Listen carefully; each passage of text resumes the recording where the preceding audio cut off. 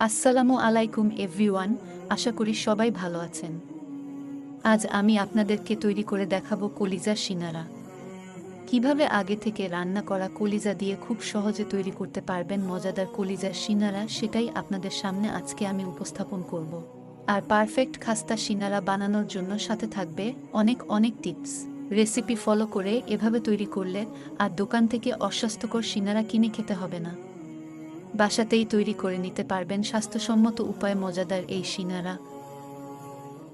প্রথমেই সিনারার খামি তৈরি করে নেব। সেজন্য বড় একটি বোলের মধ্যে নিয়ে নিয়েছি 3 কাপ ময়দা।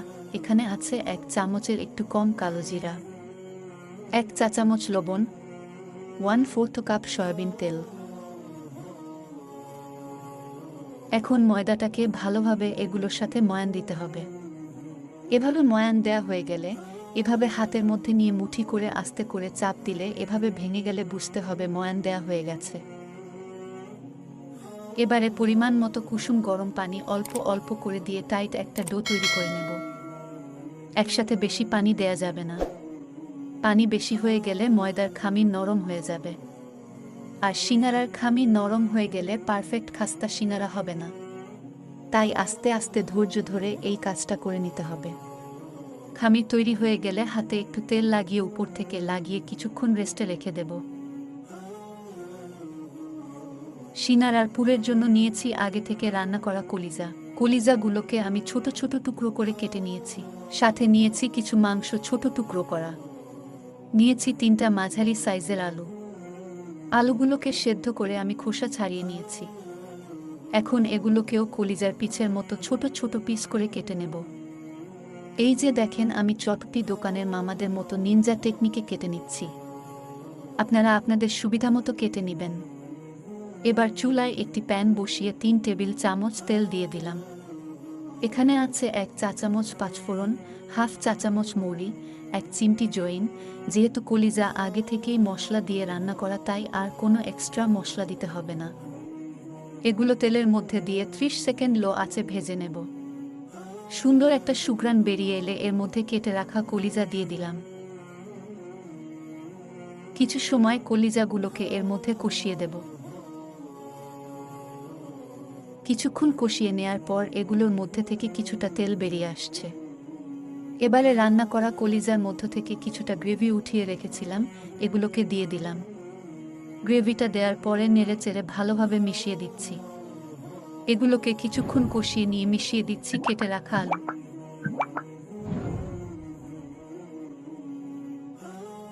আলুগুলো ভালোভাবে কলিজার সাথে মিশিয়ে দিয়ে অল্প সময় কষিয়ে নেব। এখন দিচ্ছি 1/3 কাপ পেঁয়াজ কুচি, 6টা কাঁচা মরিচ কুচি। আমি এখানে দেখার সৌন্দর্যের জন্য লাল ও সবুজ কাঁচা মরিচ দিয়েছি। অল্প একটু লবণ দিয়ে দিলাম। যেহেতু কলিজা আমাদের রান্না করাই ছিল, তাই কলিজার জন্য লবণ দিতে হবে না। আলু এবং অন্যান্য মশলার ব্যালেন্সের জন্য এইটুকু দিলাম। 1/2 চা চামচের একটু বেশি গরম মশলার গুঁড়া দিয়ে দিলাম। এগুলোকে মিশিয়ে দিয়ে দিচ্ছি কিছুটা ধনিয়া পাতা কুচি। এবার 1 মিনিটের মতো উল্টে পাল্টে নেড়ে দিয়ে চুলা বন্ধ করে দিলাম। সিঙ্গারার পুর রেডি হয়ে গেছে। এবার অন্য একটা পাত্রে ট্রান্সফার করে ঠান্ডা করতে দিব। এখন দেখছি খামিরের কি অবস্থা। দেখুন বন্ধুরা, খামির রেস্টে রাখার কারণে কতটা সফট হয়ে গেছে। এখন একটু বোর্ডের মধ্যে নিয়ে কিছুক্ষণ মধ্যে নিয়ে এভাবে লম্বালম্বি একটা শেপ দিয়ে 2 ভাগ করে নেব। অর্ধেকটা একটা ভেজা কাপড় নিংড়ে ঢেকে রাখব, যাতে উপর থেকে ড্রাই হয়ে না যায়। আর অর্ধেকটা নিয়ে লম্বা করে শেপ দিয়ে ছোট ছোট লেচি কেটে নেব। লেচিগুলোকে গোল গোল শেপ দিয়ে এভাবে রুটি প্যারার মতো করে নেব।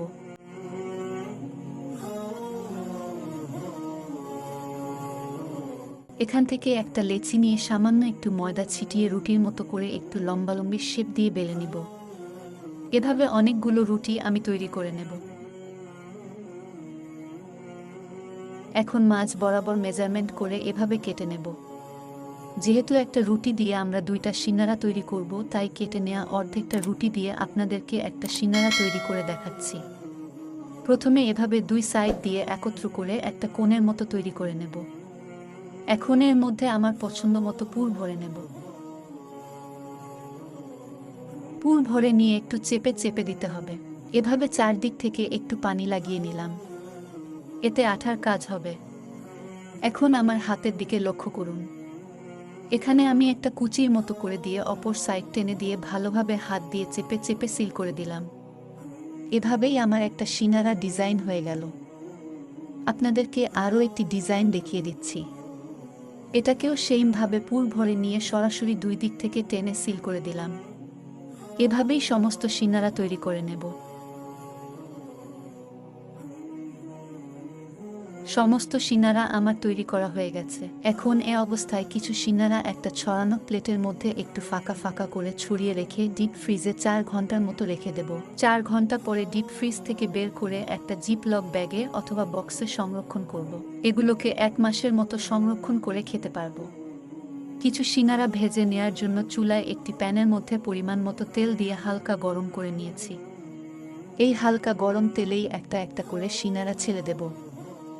সিনারা ভাজার ক্ষেত্রে তেল বেশি গরম করা যাবে না। বেশি গরম তেলে সিনারা ছাড়লে সিনারার গায়ে বাবল উঠে যাবে। চুলার আঁচ এ অবস্থায় মিডিয়াম লো রেখে সিনারাগুলো উল্টে পাল্টে ভেজে নিতে হবে। সিনারাগুলোতে এভাবে গোল্ডেন কালার হয়ে এলে তেল ঝরিয়ে নামিয়ে নিলাম।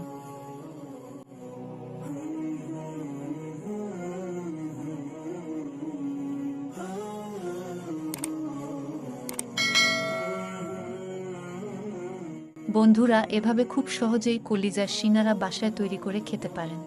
এবার আপনাদের একটা ভেঙে দেখাচ্ছি। দেখুন বন্ধুরা, উপরটা একদম খাস্তা ও মুচমুচে হয়েছে, আর ভেতরে পুরে ঠাসা। বন্ধুরা, এরকম সহজ ও মজার মজার রেসিপি পাওয়ার জন্য আমার চ্যানেলটাকে সাবস্ক্রাইব করে রাখুন।